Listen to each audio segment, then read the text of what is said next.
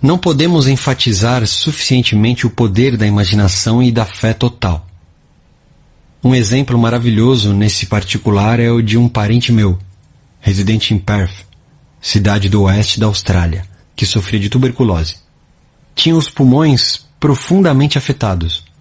O filho resolveu ajudá-lo a curar-se. Foi visitá-lo em casa e ele disse que conhecera recentemente um monge andarilho dotado de estranhos poderes. O monge regressara há pouco tempo antes de uma longa estada em um dos santuários de cura mais famosos da Europa. Nele conseguiram um minúsculo fragmento da verdadeira cruz, engastado em um anel dos tempos da Idade Média. Ao longo de séculos, incontáveis sofredores haviam sido curados após tocar o anel ou o fragmento da cruz.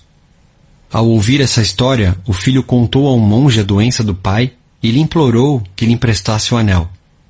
O monge concordou. Em vista disso, o filho lhe fez um donativo espontâneo equivalente a $500. Quando mostrou o anel ao pai, o idoso cavalheiro praticamente arrancou-o de sua mão. Apertou o anel contra o peito, orou em silêncio e foi dormir. Na manhã seguinte estava curado. Todos os testes clínicos deram resultado negativo. Curas como essa acontecem o tempo todo. O mais notável em tudo é que a espantosa história do filho não passava de uma invenção. Na verdade, ele pegara um fragmento de madeira comum na rua, levara-o a um joalheiro e mandara-o engastá-lo em um anel de desenho antigo. Em seguida, deu-o ao pai.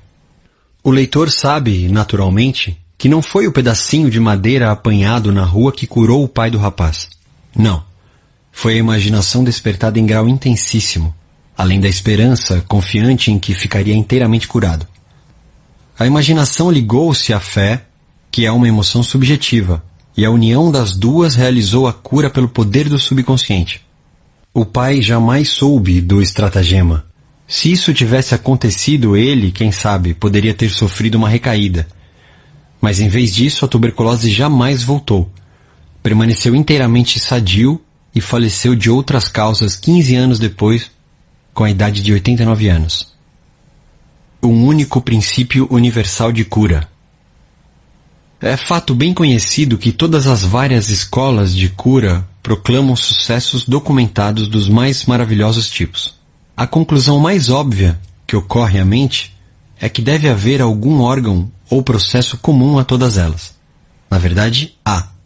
O órgão de cura é a mente subconsciente e o processo, a fé. Pense bem nas verdades fundamentais seguintes. Você desempenha funções mentais que foram diferenciadas, designando-se umas como mente consciente e as outras como mente subconsciente.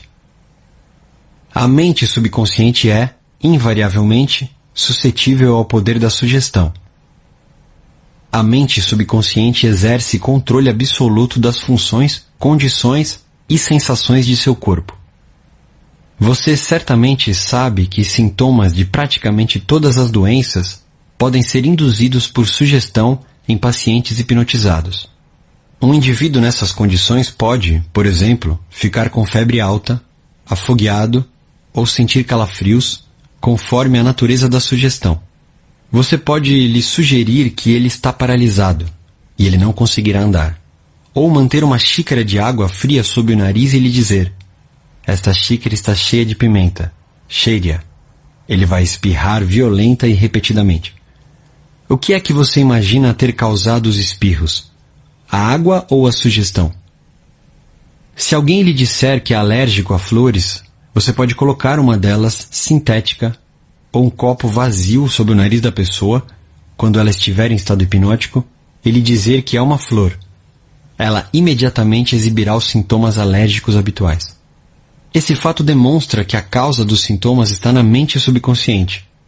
A cura dos sintomas ocorre nela também. Diferentes escolas de medicina, tais como osteopatia, quiroprática, qigong, acupuntura e naturopatia produzem, todas elas, curas notáveis. O mesmo acontece com os ritos e as cerimônias das várias crenças religiosas em todo o mundo. É evidente que todas essas curas são realizadas por intermédio da mente subconsciente, a única curadora existente. Note só como ela cura um corte num dedo. Ela sabe exatamente como fazer isso. O médico põe uma atadura e diz: a natureza curará o ferimento. Natureza, porém, nada mais é do que outro nome para a lei natural, a lei da mente subconsciente. O instinto de autoconservação é a primeira lei da natureza e principal função da mente subconsciente. Seu instinto mais forte é a mais potente de todas as autossugestões. Teorias profundamente diferentes. Muitas e diferentes teorias de cura foram propostas por diferentes seitas religiosas e grupos de terapia pela prece. Muitos alegam que, uma vez que suas práticas produzem resultados, a teoria que defendem deve ser a certa. Mas como vimos neste capítulo, essa alegação carece de fundamento. Como você sabe, há vários tipos de cura. Franz Anton Mesmer, 1734 a 1815, um médico austríaco que clinicava em Paris, descobriu que aplicando ímãs ao corpo doente podia curar milagrosamente a doença de que ele sofria. Realizou também curas com vários outros tipos de material, como vidro e metal. Mais tarde abandonou o uso desses objetos em troca de passes sobre o corpo do paciente. Proclamou que a verdadeira causa de suas curas eram o que denominou de magnetismo animal. Formulou a teoria de que alguma substância magnética misteriosa era transmitida pelas mãos do curador ao paciente. Mesmer emprestou seu nome a esse método de tratamento, que veio a ser conhecido como mesmerismo. Hoje nós o conhecemos como hipnotismo. Outros médicos, invejosos do sucesso de Mesmer, alegaram que todas as suas curas eram devidas à sugestão e a nada mais. Quando pressionados, porém, tiveram que confessar que não sabiam como o poder da sugestão produzia efeitos tão notáveis. Todos esses grupos, psiquiatras, psicólogos, osteopatas, quiropráticos, médicos e grupos religiosos de todos os tipos, utilizam o poder universal único existente na mente subconsciente. Todos podem proclamar que as curas são explicadas por suas teorias, embora a verdade seja muito diferente. O processo da cura, qualquer que seja ela, é uma atitude mental definida, positiva, uma atitude interior ou maneira de pensar denominada fé. A cura é devida a uma esperança confiante que atua como sugestão poderosa à mente subconsciente, liberando seu poder curador. Ninguém cura usando um poder diferente do usado por outro. É bem verdade que ambos podem ter teorias ou métodos próprios, mas só há um único processo de cura, o da fé. Só há um único poder curador, isto é, a mente subconsciente. Escolha qualquer teoria, crença ou método que o agrade, e pode ficar tranquilo de que, se tiver fé, obterá resultados. Opiniões de Paracelso. Philippus Paracelsus, famoso alquimista e médico suíço que viveu de 1493 a 1541, foi um grande curandeiro em seus dias. E afirmou o que é um fato científico óbvio, quando disse: seja o objeto de sua fé real ou falso, você ainda assim obterá os mesmos resultados. Dessa maneira, se eu acreditar na estátua de São Pedro como teria acreditado no próprio São Pedro, obterei os mesmos resultados que teria obtido com ele. Mas isso é superstição. A fé, contudo, produz milagres e, seja ela verdadeira ou falsa, sempre produzirá as mesmas maravilhas. As opiniões de Paracelso foram repetidas no século XVI por Pietro Pomponazzi, um filósofo italiano, que escreveu o seguinte: podemos facilmente conceber os efeitos maravilhosos que a confiança e a imaginação podem produzir, especialmente quando ambas as qualidades existem nos sujeitos e nas pessoas que os influenciam. As curas atribuídas à influência de certas relíquias constituem efeitos da imaginação e da confiança das pessoas nessas relíquias. Charlatões e filósofos sabem que se os ossos de qualquer esqueleto fossem postos no lugar dos ossos de um santo, os doentes ainda assim experimentariam efeitos benéficos, se acreditassem que eram relíquias autênticas. Pense só no que isso implica. Se acredita no poder dos ossos de santos, ou nas propriedades curadoras de certas águas, ou, como meu parente australiano, nos efeitos milagrosos de um pedaço de madeira, você obterá resultados devido à poderosa sugestão dada à sua mente subconsciente. É esta que realiza a cura. Os experimentos de Bernheim. Hippolyte Bernheim, professor de medicina em Nancy, França, em princípios do século XX, foi um dos primeiros a explicar como a sugestão do médico ao paciente produz efeitos devido à força da mente subconsciente. Bernheim contou a história de um homem com paralisia na língua. Foram tentadas todas as formas de tratamento, sem nenhum sucesso. Certo dia, porém, seu médico anunciou que ouvira falar de um novo instrumento que, com certeza, aliviaria o problema. Em seguida, ele colocou um termômetro na boca do paciente, que acreditou que era o instrumento que o salvaria. Momentos depois, gritou alegremente que podia mover a língua com a maior facilidade. Continua Bernheim. Entre nossos casos, são encontrados fatos do mesmo tipo. Uma mocinha veio ao meu consultório sofrendo de perda completa da voz havia quase 4 semanas. Depois de chegar a um diagnóstico seguro, eu disse a meus alunos que a perda da voz cedia, às vezes instantaneamente, à aplicação de eletricidade, que só poderia agir simplesmente por sua influência sugestiva. Mandei buscar o aparelho de indução. Botei a mão sobre a laringe da paciente, movi-a um pouco e disse: "Agora você pode falar alto." Um instante depois, a fiz dizer A, em seguida B, e, depois, Maria. Ela continuou a falar com clareza e o problema desapareceu. Herr Bernheim estava demonstrando o poder da fé e da esperança por parte da paciente, que atuaram como sugestão poderosa sobre a mente subconsciente. Bolha formada por sugestão.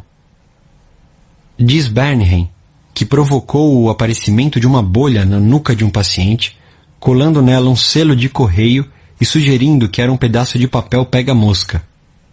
Esse tipo de demonstração foi confirmado por experimentos e experiências de numerosos médicos em muitas partes do mundo, e não deixam dúvida de que mudanças estruturais no corpo podem ser feitas como resultado de sugestão oral ao paciente. A causa dos estigmas sangrentos. Hemorragias e estigmas sangrentos podem ser induzidos por sugestão. Como demonstração desse fato, o Dr. M. Bourham colocou uma pessoa em transe hipnótico e lhe deu em seguida a sugestão seguinte: às 16 horas após a hipnose, você virá ao meu consultório, se sentará nessa poltrona e cruzará os braços sobre o peito. Seu nariz, nessa ocasião, começará a gotejar sangue. Naquela tarde, o jovem fez exatamente o que lhe havia sido dito.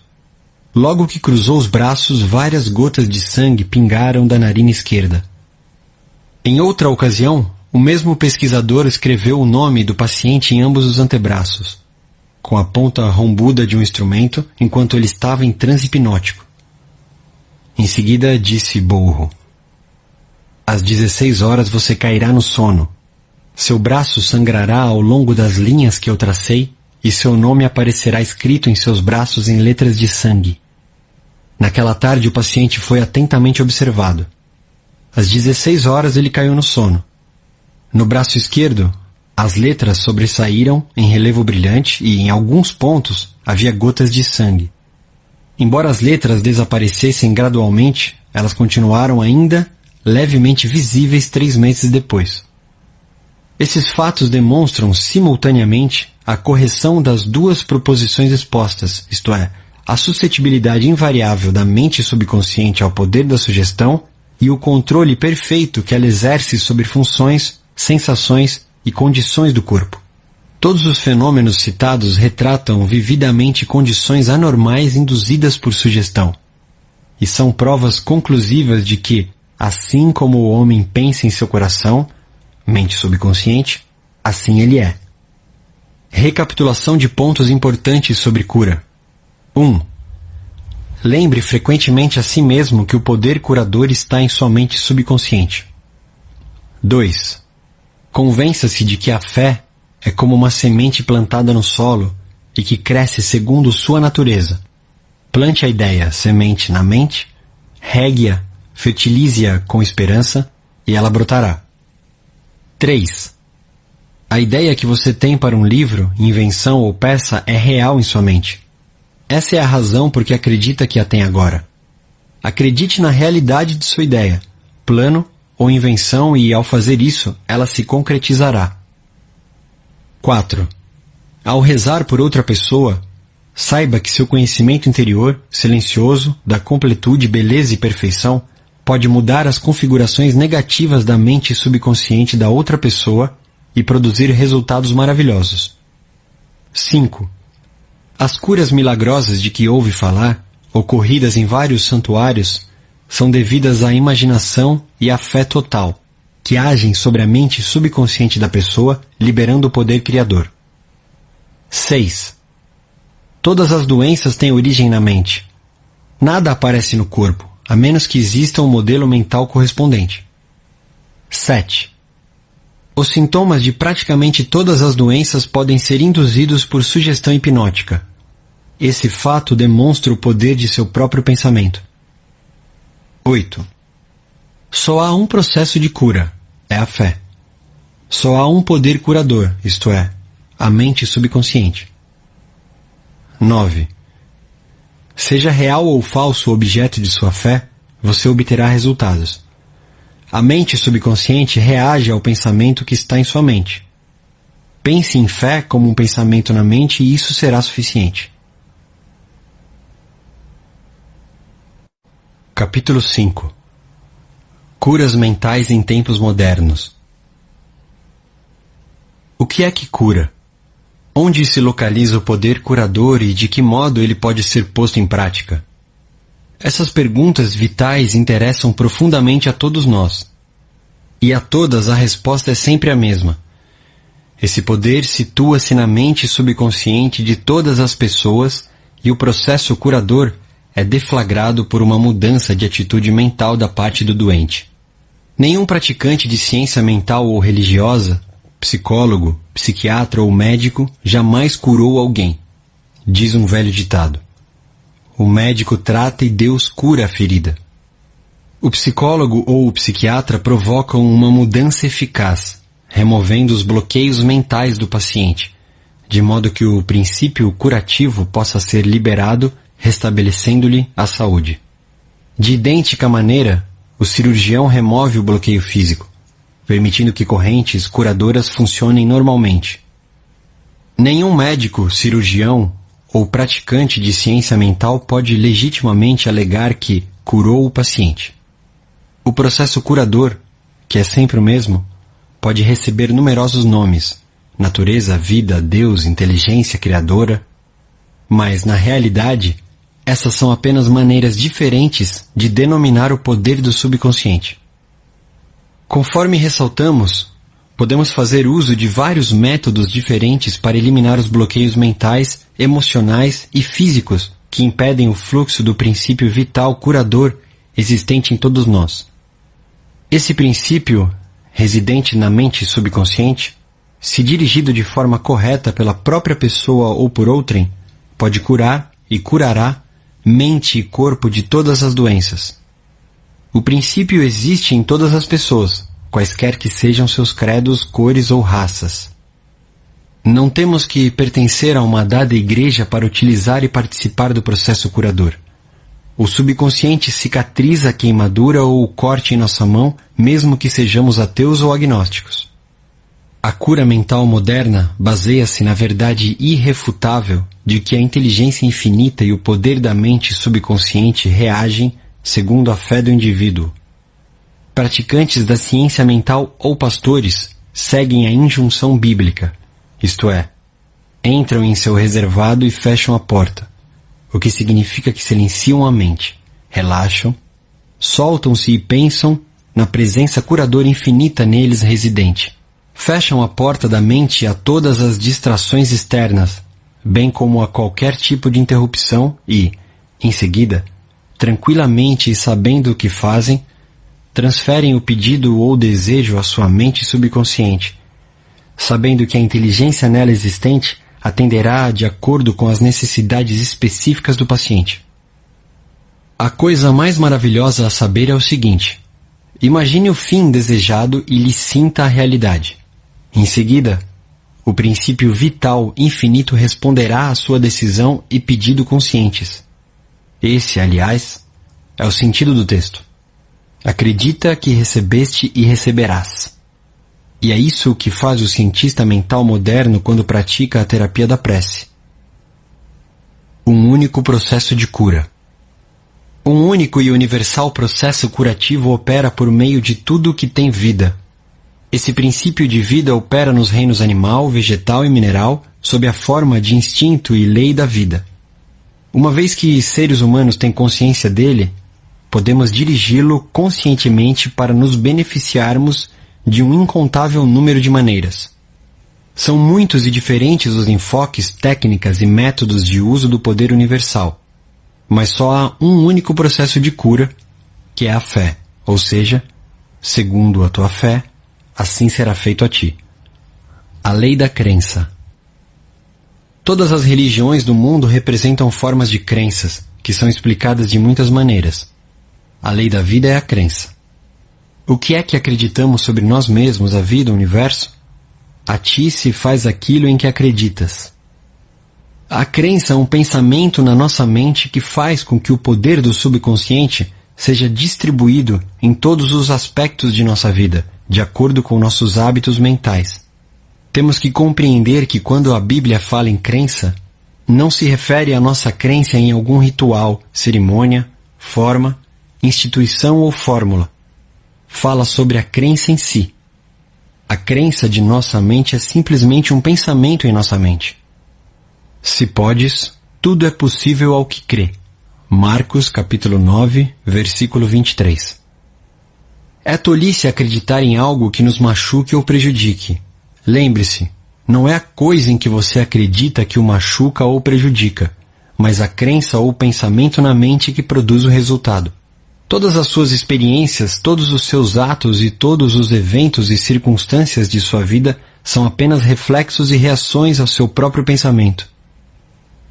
A terapia da prece é a ação combinada, cientificamente dirigida, das mentes consciente e subconsciente. A terapia da mente é a ação sincronizada, harmoniosa e inteligente dos níveis consciente e subconsciente da mente, especificamente dirigida para um objetivo definido. Na prece científica, ou na terapia da prece, temos que saber o que fazemos e por que fazemos. Temos que confiar na lei da cura. A terapia da prece é, às vezes, denominada de tratamento mental, quando não de prece científica. Na terapia da prece escolhemos conscientemente uma ideia, quadro mental ou plano que desejamos vivenciar. Sabemos de nossa capacidade de transmitir a ideia ou imagem mental ao subconsciente, ao vivenciar a realidade do estado presumido. Permanecendo constante na atitude mental, a prece será atendida. A terapia da prece é uma ação mental com vistas a um objetivo definido e específico. Vamos supor que resolvemos remediar alguma dificuldade com a terapia da prece. Sabemos que nosso problema ou doença, qualquer que possa ser, deve ter sido causado por pensamentos negativos carregados de medo, alojados na mente subconsciente. Sabemos que, se conseguirmos expurgar da mente esses pensamentos, obteremos a cura. Em vista disso, recorremos ao poder curativo existente no subconsciente. Lembramos a nós mesmos do poder e inteligência infinitos e da capacidade do subconsciente de corrigir todos os estados anormais. Pensando longamente nessas verdades, o medo começa a dissolver-se. A recordação dessas verdades combate e, finalmente, derrota as crenças errôneas. Damos graças pela cura que sabemos que virá. Em seguida, afastamos da mente o problema, até nos sentirmos orientados, após o intervalo, a voltar a orar. Enquanto oramos, recusamo-nos a conceder qualquer poder às condições negativas ou admitir, por um segundo ao menos, que a cura não ocorrerá. Essa atitude da mente gera a união harmoniosa das mentes consciente e subconsciente, que libera o poder curativo. A cura pela fé. O que significa e como funciona a fé incondicional. O que se conhece em geral como cura pela fé não é mencionado na Bíblia, que significa conhecimento da interação das mentes consciente e subconsciente. Aquele que cura pela fé é um indivíduo que assim procede sem nenhuma compreensão científica autêntica dos poderes e das forças envolvidas. Ele pode alegar possuir um dom especial de cura e, simultaneamente, a crença absoluta do doente, nele ou em seus poderes, pode trazer resultados. Em diversas partes do mundo, curandeiros tratam seus pacientes com danças, encantamentos e invocação de espíritos. Uma pessoa pode ser curada ao tocar as relíquias de um santo, usar trajes rituais especiais, acender incenso ou velas ou beber uma mistura de ervas. Tudo aquilo que a leva a acreditar sinceramente no método ou processo tornará mais provável a cura. Qualquer método que leve o indivíduo a passar do medo e da preocupação para a fé e a esperança produzirá cura. Muitos alegam que, uma vez que suas teorias individuais produzem resultados, elas devem, por conseguinte, ser corretas e verdadeiras. Conforme demonstramos, essa alegação não se sustenta. Para mostrar como a fé absoluta funciona, recordemos o que dissemos sobre o médico suíço Franz Anton Mesmer. Em 1776, ele declarou ter conseguido numerosas curas tocando com ímãs o corpo de pacientes. Mais tarde, jogou fora os ímãs e simplesmente aplicou passes com as mãos, a curta distância do doente. Esse método funcionou também. Explicando o sucesso do novo método, Mesmer formulou a teoria do magnetismo animal. Segundo ele, trata-se de um fluido que satura o universo, mas que é, sobretudo, ativo no organismo humano. Afirmou que o fluido magnético era transmitido por suas mãos para o corpo doente e que era essa transferência de magnetismo animal que o curava. Multidões correram para procurá-lo e muitas curas maravilhosas foram obtidas. Quando Mesmer mudou-se para Paris, o governo nomeou uma comissão para investigar suas curas. Seus membros incluíam médicos ilustres e membros da Academia de Ciências, da qual Benjamin Franklin era um dos titulares. Após rigorosa pesquisa, a comissão reconheceu que Mesmer conseguira curas confirmadas, mas sustentou não haver prova da validade da teoria do fluido magnético, e sugeriu que os efeitos deviam-se à imaginação dos pacientes. Pouco depois disso, Mesmer foi exilado. Faleceu em 1815. Pouco depois dessa data, o Dr. James Braid, de Manchester, Inglaterra, resolveu provar que o fluido magnético nada tinha a ver com as curas do Dr. Mesmer. Descobriu que pacientes podiam, através de sugestão, ser induzidos a entrar em sono hipnótico. Enquanto estavam em transe, ele conseguiu produzir muitos dos fenômenos notáveis que Mesmer atribuíra ao magnetismo animal. É evidente que todas as curas foram, sem a menor dúvida, causadas pela imaginação ativa do paciente, com uma sugestão poderosa de saúde transmitida à mente subconsciente. Não é injusto denominar esse estado de fé cega, porque nem os pacientes nem os praticantes compreendiam como as curas aconteciam. Fé subjetiva e o que isso significa. A mente subjetiva, ou subconsciente, do indivíduo é tão suscetível ao controle da mente consciente, ou objetiva, quanto a sugestão de outra pessoa. Segue-se que qualquer que seja a nossa crença objetiva, se nós internalizamos a fé, ativa ou passivamente, a mente subconsciente será controlada pela sugestão e nosso desejo se tornará realidade. A fé necessária nas curas mentais é de natureza puramente subjetiva. E a maneira de conseguir isso é pôr fim à oposição ativa da mente objetiva ou consciente. Para que ocorra a verdadeira cura do corpo, evidentemente, será muito melhor que as mentes consciente e subconsciente estejam em um estado de aceitação completa da fé. Essa condição, porém, nem sempre é essencial. Podemos entrar em estado de passividade e receptividade relaxando mente e corpo e mergulhando em estado de sono. Nesse estado de modorra, o estado de passividade em que nos encontramos nos torna receptivos a gravações na mente subjetiva. Certa vez uma pessoa me perguntou: como foi que fiquei curado com o pastor fulano de tal? Quando ele me disse que não há, que a matéria não existe, não acreditei em uma única palavra do que ele disse. Achei que ele estava insultando minha inteligência. Ainda assim, fui curado. Como isso pôde acontecer? A explicação é simples. Ele foi acalmado com palavras tranquilizadoras, instruído a entrar em um estado de absoluta passividade e a nada dizer nem pensar por algum tempo. O pastor tornou-se também passivo. De forma tranquila, calma e insistente, durante meia hora, disse a esse homem que ele iria ter saúde perfeita, paz, harmonia e completude. Ao fim de meia hora, o homem sentiu um imenso alívio e recuperou a saúde. É fácil compreender que a fé subjetiva dessa pessoa tornou-se realidade devido à sua passividade sob tratamento e às sugestões de saúde perfeita que foram transmitidas à sua mente subconsciente. As duas mentes subjetivas estavam, naquele momento, em estado de comunhão. Se o paciente tivesse permitido que aflorassem dúvidas sobre o poder do curandeiro e a validade da teoria em que ele se baseava, essas reservas teriam atuado como autossugestão antagônica. As sugestões do pastor teriam sido fortemente prejudicadas ou mesmo inteiramente anuladas. No estado sonolento de Modorra, contudo, a resistência da mente consciente foi reduzida ao mínimo. A mente subconsciente do paciente tornou-se receptiva às sugestões do pastor e desempenhou suas funções de acordo com as sugestões recebidas, disso se seguindo a cura. Significado do tratamento à distância. Suponhamos que, enquanto mora em Los Angeles, você recebe a notícia de que sua mãe, que reside em Nova York, está gravemente doente. Seu primeiro impulso é deixar casa e trabalho e correr para ela.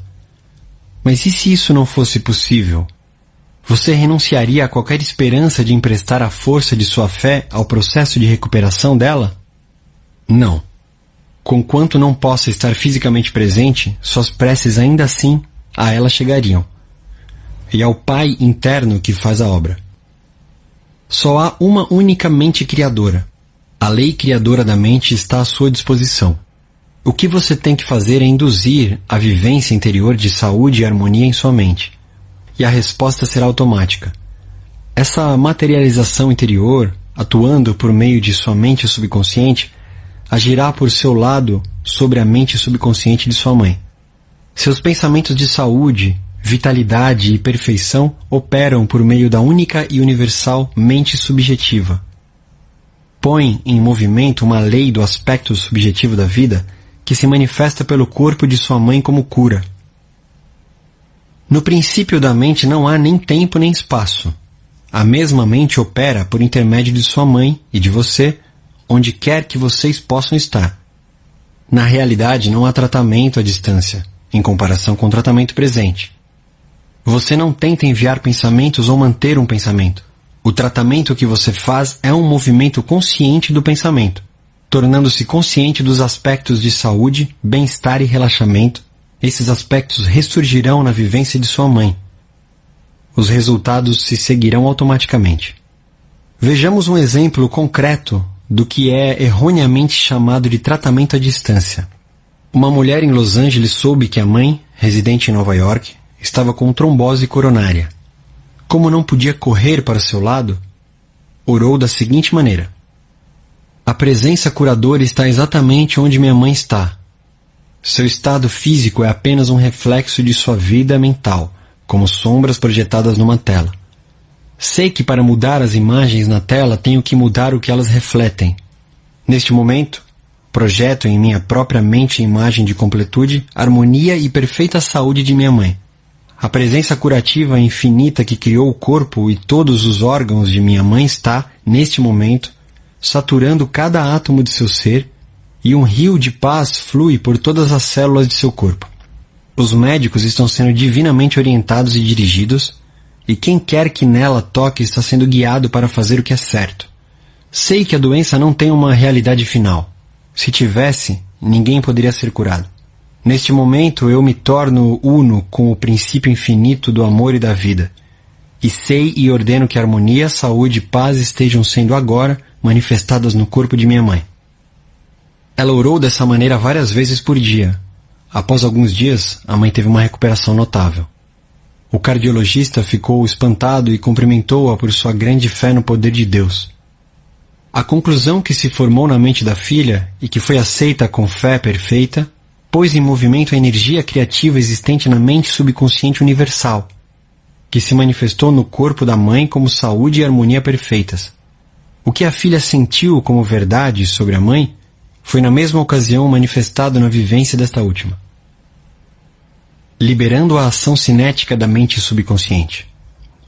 Uma amiga psicóloga disse-me que uma biópsia revelara a presença de células cancerosas em um de seus órgãos vitais. O oncologista recomendou-lhe um doloroso e perigoso tratamento. Todas as noites, antes de recolher-se, ela afirmava tranquilamente: todas as células, tecidos, nervos e órgãos de meu corpo estão sendo, neste momento, tornados sadios, puros e perfeitos. Saúde e harmonia estão sendo restabelecidas em meu corpo. Em um mês ela teve uma cura completa. Exames subsequentes revelaram que não havia mais células cancerosas no corpo.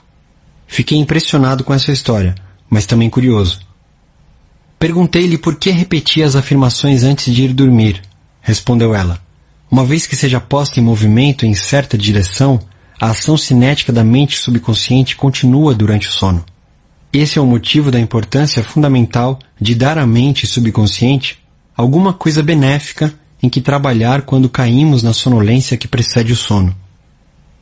A resposta dela foi muito sábia.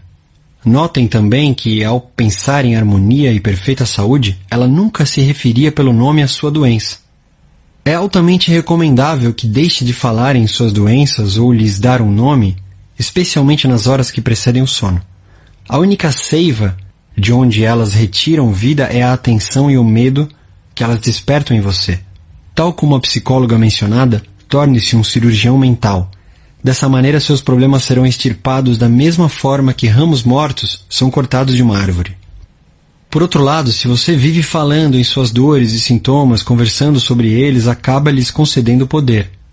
Você inibe a ação cinética que libera o poder curativo e a energia da mente subconsciente. Além disso, de acordo com a lei de sua própria mente, o que você imagina tende a assumir forma, como a coisa que eu mais temia. Sature a mente com as grandes verdades da vida e caminhe para a frente, iluminado pela luz do amor. Atitudes que promovem a saúde. 1. Descubra o que o cura. Compreenda que instruções corretas dadas à mente subconsciente curarão sua mente e seu corpo. 2.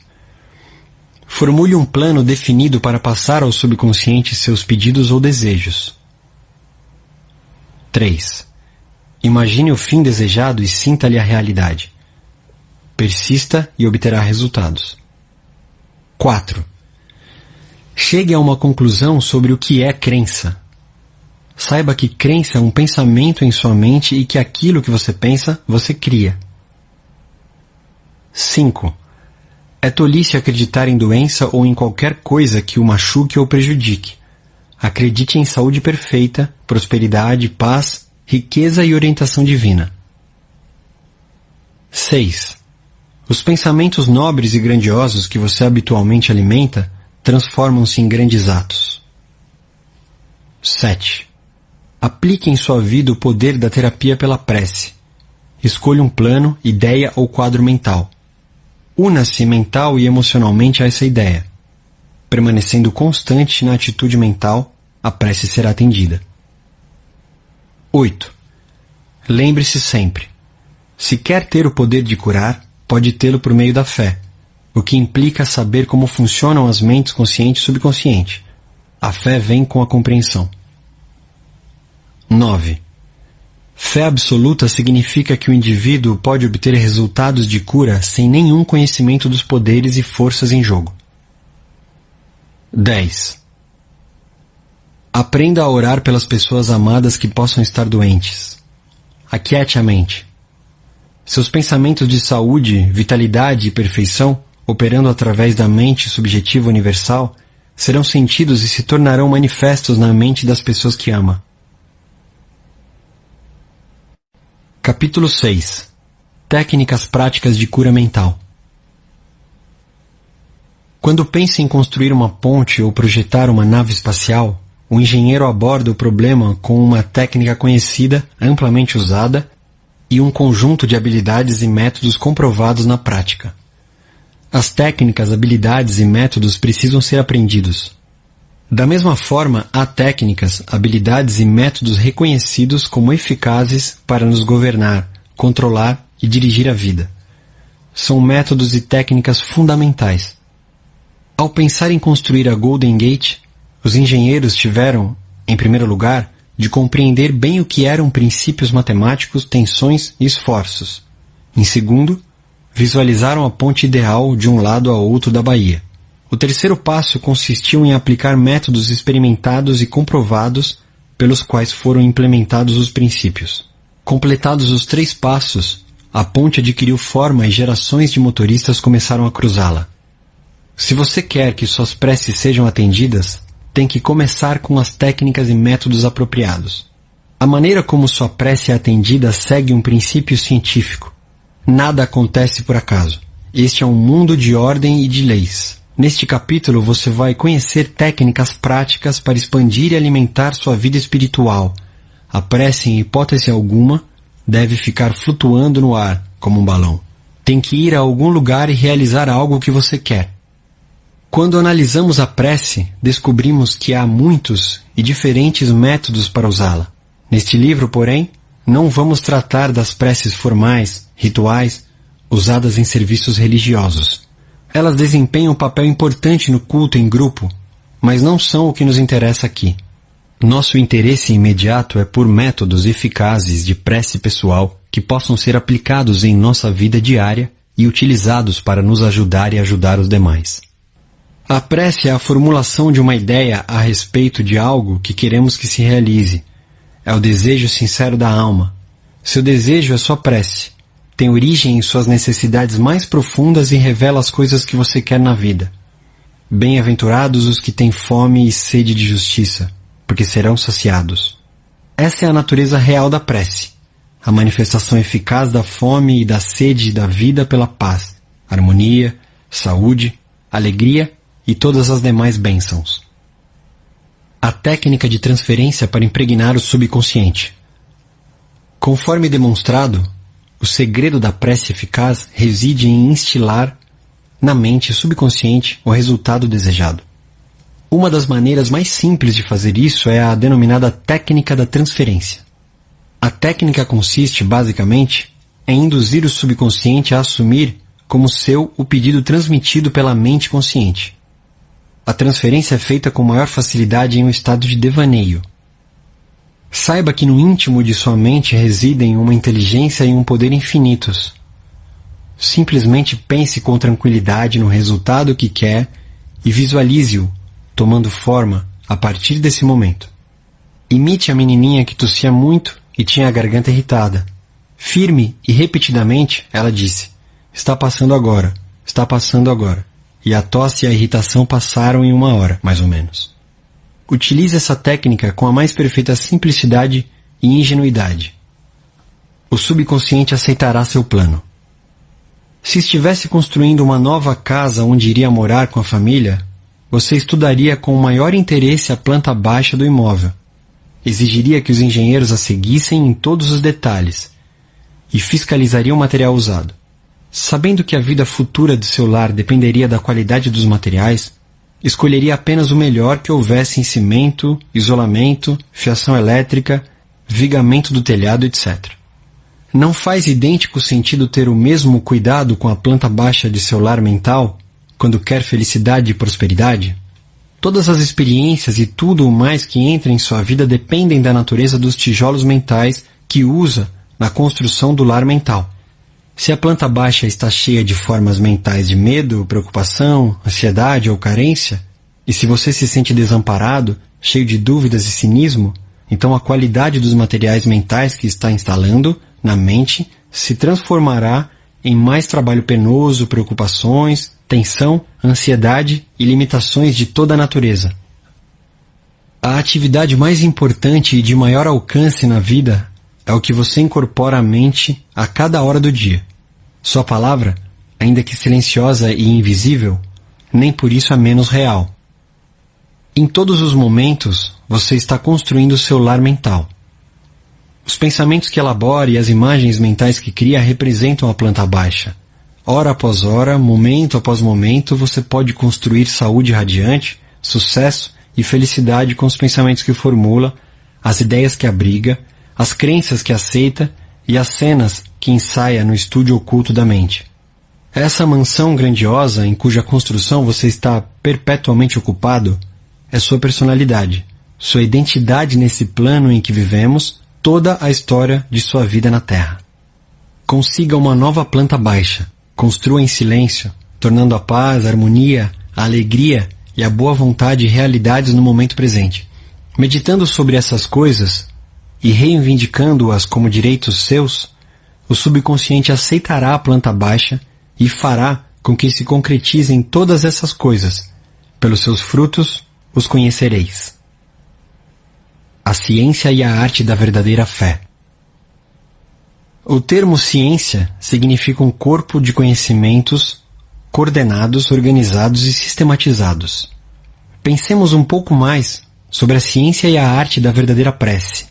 Esse corpo de conhecimentos diz respeito aos princípios fundamentais da vida. Descreve as técnicas e os processos que podem ser demonstrados em sua vida e na de quaisquer seres humanos que os aplicam corretamente. A arte é sua técnica, ou processo. A ciência que a respalda é a resposta final da mente criadora ao seu pensamento ou quadro mental. Pedi, e dar-se-vos-á, e achareis. Batei, e abrir-se-vos-á. Mateus capítulo 7, versículo 7. O que nos diz esse versículo famoso? Evidentemente que recebemos aquilo que pedimos. A porta lhe será aberta quando nela você bater, e do outro lado achará o que procura. O ensinamento implica o caráter preciso das leis mentais e espirituais. Há sempre uma resposta direta da inteligência infinita residente no subconsciente ao pensamento consciente. Se pedir pão, você não vai receber pedra. Precisamos pedir acreditando que vamos receber. A mente move-se do pensamento para o objeto. A menos que haja, de início, uma imagem na mente, ela nada poderá fazer, pois não haverá coisa alguma na direção da qual mover-se. A prece, que é o ato mental, deve ser aceita como imagem na mente, antes que o poder do subconsciente atue sobre ela e a torne realidade. Temos que alcançar um ponto de aceitação na mente, um estado de acordo, inquestionável e sem reservas. Essa contemplação deve ser acompanhada por um sentimento de alegria e tranquilidade, dando como certa a concretização daquilo que desejamos. A base sólida da arte e ciência da verdadeira prece é a certeza e a confiança totais em que a ação da mente consciente obterá uma resposta clara do subconsciente, que é dotado de sabedoria ilimitada e poder infinito. Seguindo esse procedimento, suas preces serão atendidas. A técnica de visualização. A maneira mais fácil e óbvia de formular uma ideia consiste em visualizá-la, vê-la nos olhos da mente com tanta clareza como se estivesse viva. Só podemos ver a olho nu o que já existe no mundo externo. De maneira semelhante, aquilo que podemos visualizar com os olhos da mente já existe nos reinos invisíveis dela. A imagem que formulamos na mente é a essência da coisa que temos esperança de conseguir e a prova da existência de coisas invisíveis. O que formamos na imaginação é tão real quanto qualquer parte de nosso corpo. Ideia e pensamento são reais e um dia aparecerão no mundo objetivo, se formos fiéis à imagem mental. O processo de pensar forma impressões na mente. As impressões, por sua vez, manifestam-se como fatos e experiências na vida real. Arquitetos visualizam o tipo de prédio que querem. Veem-no como querem quando pronto. As imagens que formam e os processos mentais transformam-se no molde plástico do qual emergirá o edifício. A obra pode ser bela ou feia, um arranha-céu ou um barraco. Mas tudo começa com uma visualização. O arquiteto projeta as imagens mentais quando as põe no papel. Finalmente, o empreiteiro e os operários reúnem os materiais necessários e o prédio começa a ser construído, representando fielmente o quadro mental pintado pelo arquiteto. Costumo usar sempre a técnica da visualização antes de falar para uma plateia. Silencio as engrenagens da mente para poder apresentar ao subconsciente as imagens mentais. Em seguida, imagino o auditório. Vejo as poltronas ocupadas por homens e mulheres, todos iluminados e inspirados pela presença curadora infinita existente em cada um deles. Vejo-os radiantes, felizes, livres. Tendo de início formulado a ideia na imaginação, mantenho-a tranquilamente na mente como um quadro mental, enquanto imagino ouvir pessoas dizendo: estou curado, sinto-me maravilhosamente bem, fui transformado. Convenço-me de que a mente e o corpo de todas as pessoas presentes estão saturados de amor, completude, beleza e perfeição. Esse estado desenvolve-se até um ponto em que posso ouvir as vozes da multidão proclamando saúde e felicidade. Em seguida libero a imagem e subo para o tablado. Em quase todas as ocasiões em que faço palestras, tendo usado a técnica, pessoas me procuram em seguida para dizer que suas preces foram atendidas. O método do cinema mental. Como diz o velho ditado, uma ilustração vale por 1000 palavras. É preciso salientar que o subconsciente materializará qualquer imagem mantida na mente e sustentada pela fé. Age como se fores e serás. Há vários anos participei de um programa de palestras que me levou a vários estados. Eu queria contar com uma base permanente na área, onde poderia prestar auxílio aos que precisassem de ajuda. As viagens levaram-me aos lugares mais variados e distantes, mas não esqueci a ideia da base permanente. Certa noite, em Spokane, Washington, entrei num estado de relaxamento em um sofá no quarto de um hotel. Concentrei a atenção. De maneira tranquila, receptiva, imaginei que falava a uma grande plateia e dizia: estou satisfeito em estar aqui. Rezei por esta oportunidade ideal. Com os olhos da mente, vi essa plateia imaginária e senti a realidade daquilo tudo.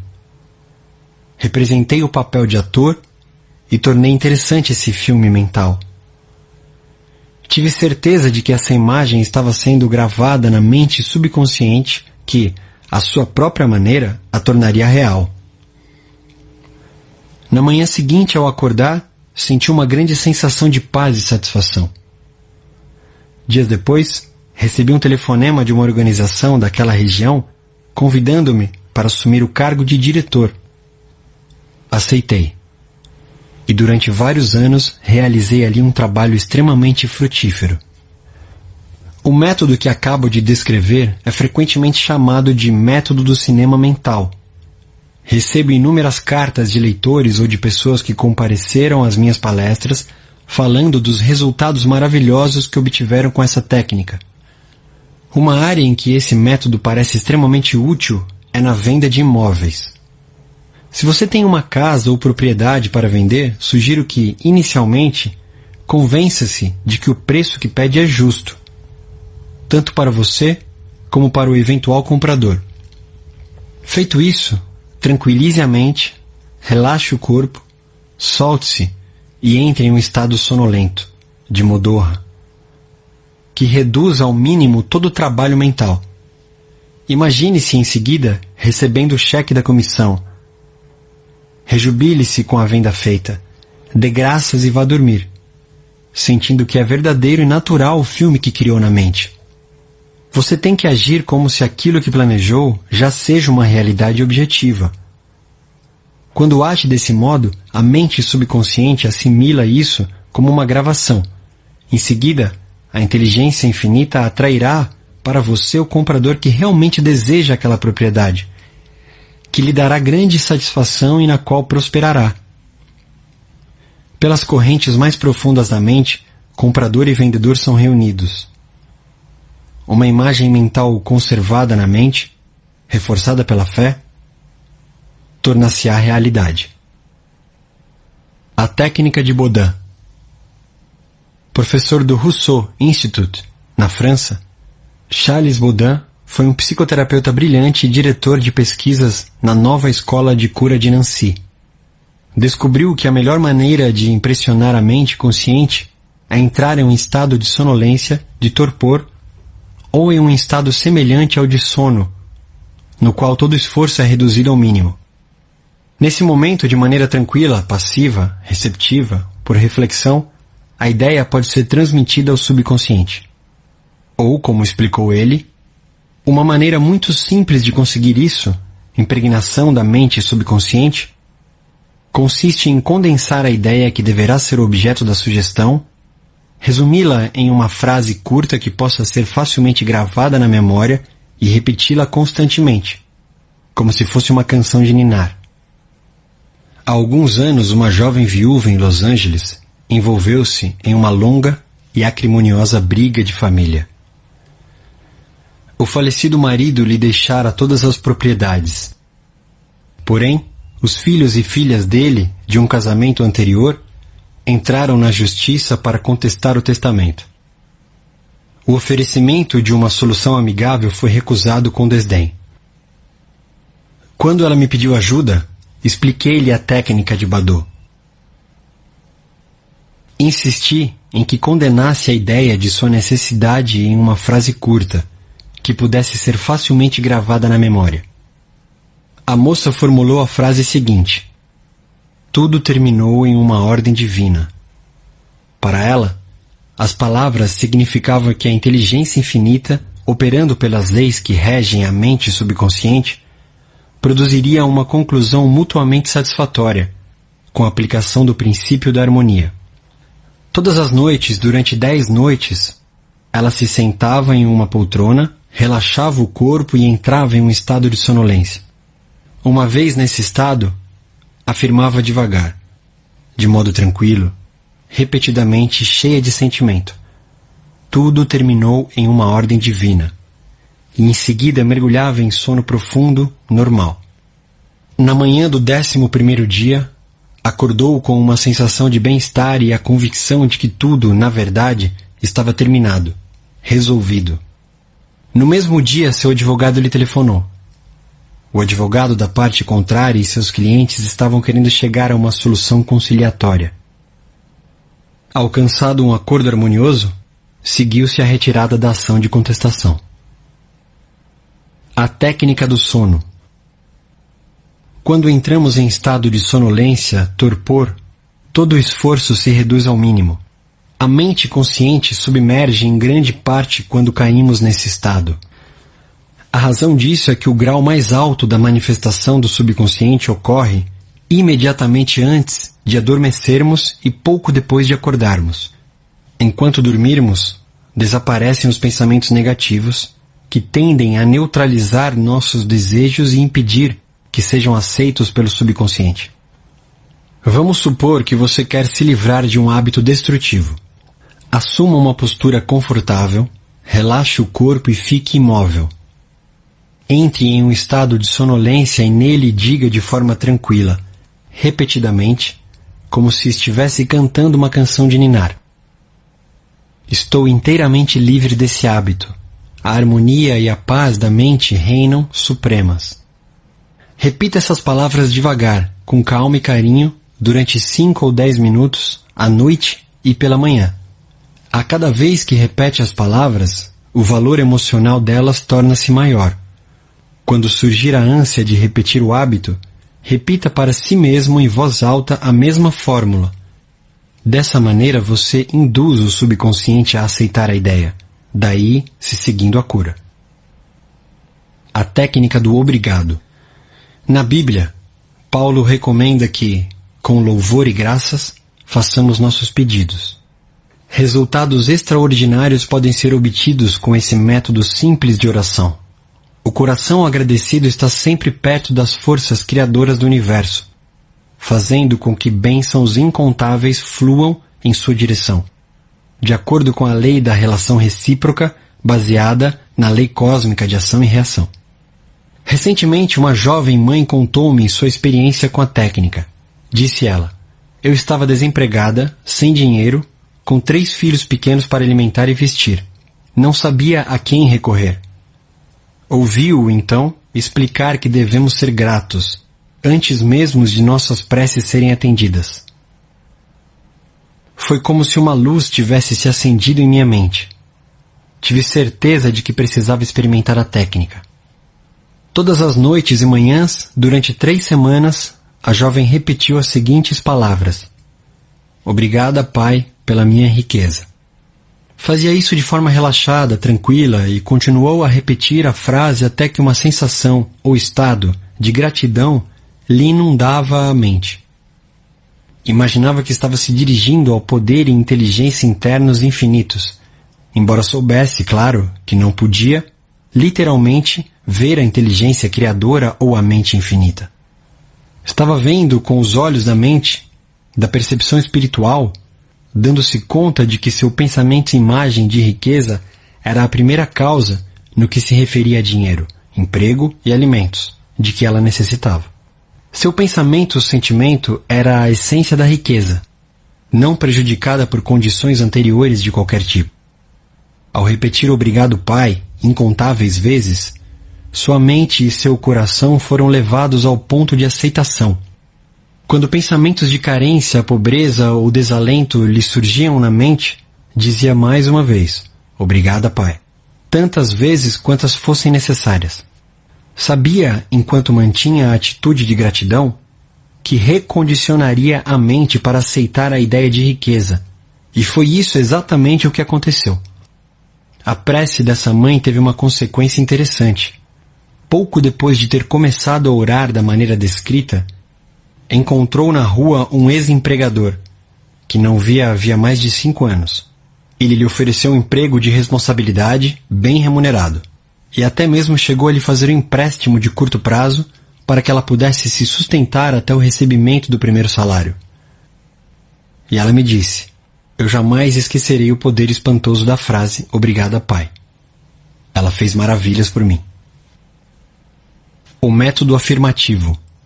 A eficácia de uma afirmação é determinada, em grande parte, pela compreensão da verdade e do sentido que dão base às seguintes palavras. Na prece, não use uma repetição vazia. O poder da afirmação reside na aplicação inteligente de palavras positivas, definidas e específicas. Vamos supor que uma aluna some 3 mais 3 e escreva 7 no quadro negro. A mestra afirma com certeza matemática que 3 mais 3 somam 6.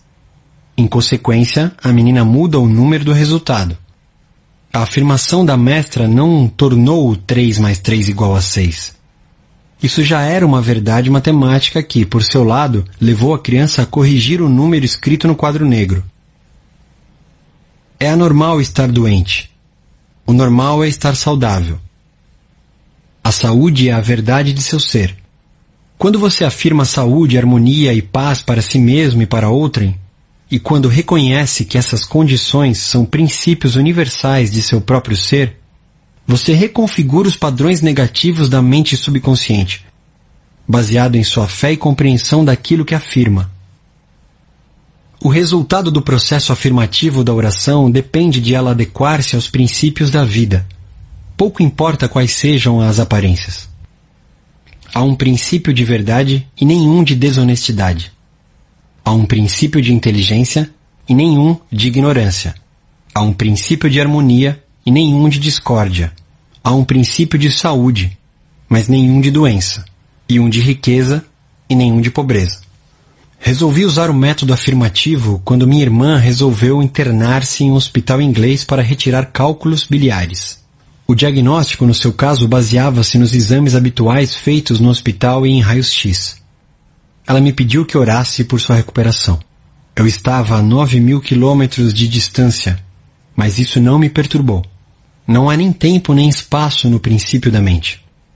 A mente, ou inteligência infinita, está presente em sua totalidade e simultaneamente em todos os lugares. Várias vezes por dia eu afastava por completo todos os pensamentos nos sintomas de minha irmã e em sua natureza física. Calma e confiantemente, afirmava o seguinte: essa prece é para minha irmã, Catherine. Ela está relaxada e em paz, tranquila, bem equilibrada, serena, calma. A inteligência curadora na mente subconsciente que lhe criou o corpo está agora transformando cada célula, nervo, tecido, músculo e ossos de seu ser, de acordo com o modelo perfeito de todos os órgãos existentes em sua mente subconsciente. Silenciosamente, tranquilamente, todos os padrões deformados de pensamento na mente subconsciente são eliminados e dissolvidos, e a vitalidade, a completude e a beleza do princípio da vida se manifestam em todos os átomos de seu ser. Ela está, agora, aberta e receptiva às correntes curadoras que por ela fluem como um rio, restituindo-lhe a saúde perfeita, a harmonia e a paz.